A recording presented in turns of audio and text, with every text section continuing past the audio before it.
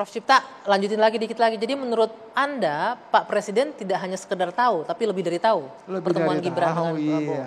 Gibran nggak berani tanpa sepengetahuan dan persetujuan dari bapaknya.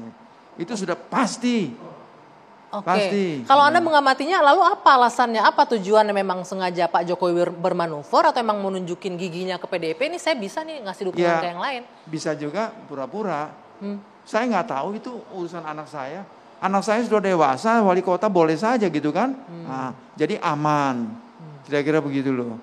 Tapi kalau ditanya tahu apa nggak tahu, 1000% tahu. 1000% tahu. Iya 1000% tahu Pak Jokowi. Bang Rizal, saya ke Bang Rizal dulu sebelum ke Bung Noel nih. Bung Noel pasti ngegas nanti tuh.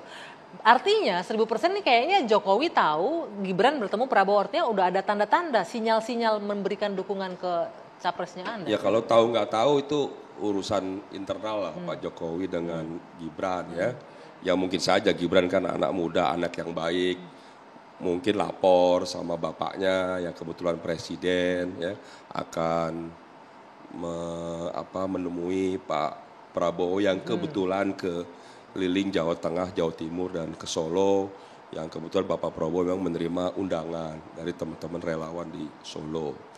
Yang penting bagi kami adalah bahwa bagaimana pemilu ke depan ini bisa berlangsung kondusif, aman, dan damai. Itu kita sepakat. Tapi bagaimana merespon bahwa ini adalah dukungan Pak Jokowi untuk Prabowo dan ya, Gerindra nih? Ya tentu begini.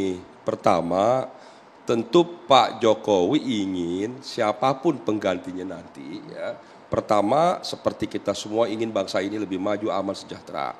Kedua, tentu ingin meneruskan apa yang menjadi tujuan cita-cita kepemimpinan Pak Jokowi. Pertanyaannya tinggal siapa, kan begitu. Disitulah muncul kecenderungan-kecenderungan.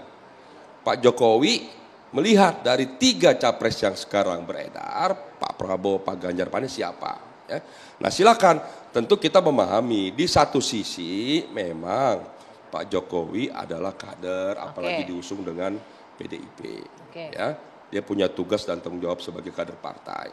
Di sisi lain kalau bicara kepartaian, Pak Jokowi juga jadi gubernur diusung oleh Partai Gerindra. Gitu juga Gibran, memang kader PDIP, tapi juga diusung oleh Partai Gerindra selain diusung oleh PDIP. Kemudian kemana Pak Jokowi? Saya kira yang penting bagi Pak Jokowi adalah siapapun pengganti dapat meneruskan.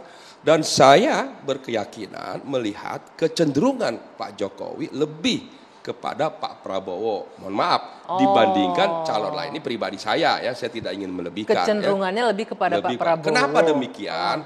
Pertama, Pak Jokowi itu tentu memilih pemimpin yang diyakini jujur, baik ya, punya kemampuan. Calon yang lain nggak jujur, nggak baik. Saya nggak bilang yang lain nggak jujur, beda dong. Kalau saya bilang Pak Dedi jujur, bukan berarti yang lain tidak jujur.